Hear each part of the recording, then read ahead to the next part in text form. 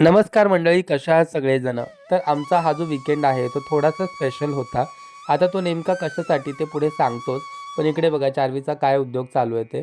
प्रियंकाने तिचा makeup pouch बाहेर काढला की त्यातलं टिकल्यांचं पाकीट काढायचं आणि त्या टिकल्या इकडे-तिकडे कुठेतरी चिटकवत बसायचं. हा चार्वीचा फेव्हरेट उद्योग.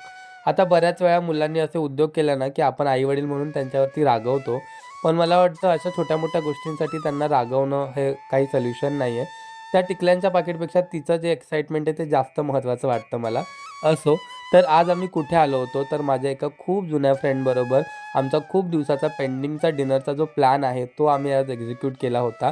आणि आल्या-आल्या चार्वीचीच खूप मजा झाली, कारण तिला भरपूर अशा चॉकलेट्स भेटल्या.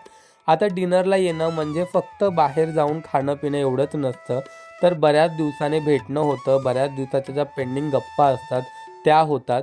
आणि आमची मैत्री म्हणाल तर आमच्या मैत्रीला जवळ-जवळ 10 वर्ष पूर्ण झाली. आयुष्याच्या वळणावरती आपल्याला कुठेतरी अशी माणसं भेटतात आणि ती आपल्या आयुष्याचा अविभाज्य घटक होऊन जातात. अशीच माझी ही एक मैत्रीण.